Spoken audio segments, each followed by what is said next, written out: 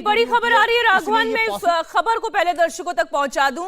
इस वक्त की बड़ी खबर आपको बता दें, अर्जुन राम मेघवाल नए कानून मंत्री होंगे। इस वक्त की बड़ी खबर, किरण रिजिजू को कानून मंत्रालय से हटाया गया है।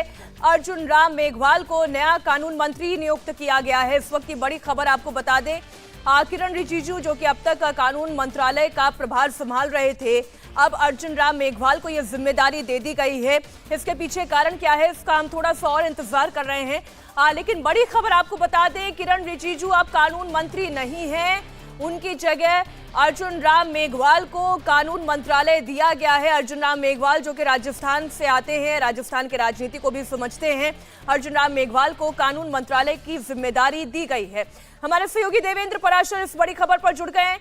ये बड़ा उलटफेर क्यों? किरण रिजिजू को कानून मंत्री के पदभार से हटाया गया, अर्जुन राम मेघवाल को यह जिम्मेदारी दी गई, क्या जानकारी आपके पास?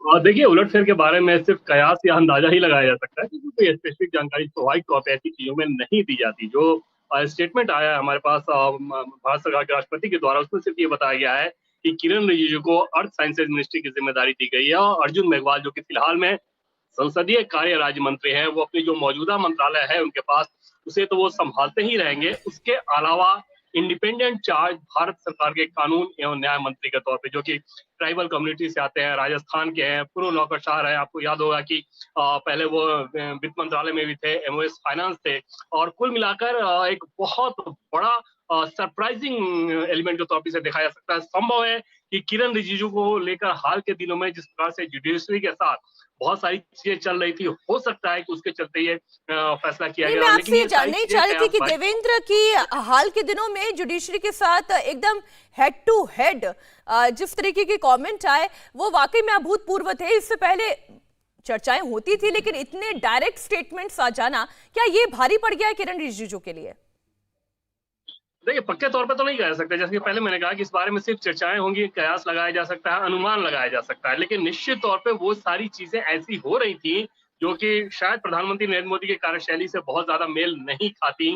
वो इस तरह के हेड ऑन पॉलिटिक्स में कोई ऐसी विश्वास नहीं करते, खासतौर पे जुडिशरी को लेके। लेकिन ये सारी चीजें सिर्फ चर्चाओं की चीज है, क्योंकि स्पेसिफिक हमें आधिकारिक तौर पे ना इस बारे में कोई जानकारी दी गई है, ना ये बताया गया है कि आखिर किरण रिजिजू को हटाने के पीछे, कानून मंत्रालय से हटाने के पीछे मकसद क्या है। लेकिन इतना जरूर है कि एक बहुत बड़े सरप्राइज के तौर पे इसे देखा जाना चाहिए, और ये कोई छोटा या जो सामान्य रीएलोकेशन होता है मंत्रालय का, उस तौर पे इसे नहीं देखा जा सकता है। शायद ही कोई इसे उस तौर पे देखेगा कि जो बहुत बार ऐसा होता है कि पोर्टफोलियो में रीएलोकेशन कर दिया जाता है सामान्य तरीके से, लेकिन ये ऐसा नहीं है। ये एक बहुत बड़ा फैसला है। भारत सरकार के विधि एवं न्याय मंत्रालय को की जिम्मेदारी है किरण रिजिजू से लेकर उन्हें।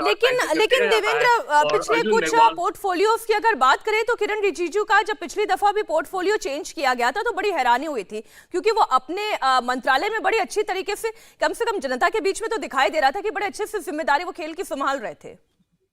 फिर कानून मंत्री बनाया गया और बहुत सारे लोगों ने जब उनको कानून मंत्रालय की जिम्मेदारी दी गई थी तो उस पर भी हैरानी जताई थी कि क्या किरण रिजिजू इस मंत्रालय के लिए सबसे बेस्ट चॉइस थे। इस बात को लेकर पॉलिटिकल कॉरिडोर में बहुत सारी चर्चाएं थी, लेकिन एक बार मंत्रालय संभालने के बाद उन्होंने ये दिखाया कि वो बहुत तेजी से काम कर रहे हैं। लेकिन जैसे उनकी बयानबाजियां शुरू हुई, उसके बाद ये समझ में आने लगा था कि शायद ये उनपे भारी पड़ सकता है। लेकिन ये एक महज अंदाजा है हम लोगों का, लेकिन इसमें कोई दो राय नहीं कि अगर विवाद की बात करें तो उनके इस छोटे से कार्यकाल में जुडिशरी के साथ बहुत सारे विवादास्पद बयान ऐसे आए जिसको आप उचित या अनुचित नहीं कर सकते, लेकिन उसमें विवाद जरूर हुआ था।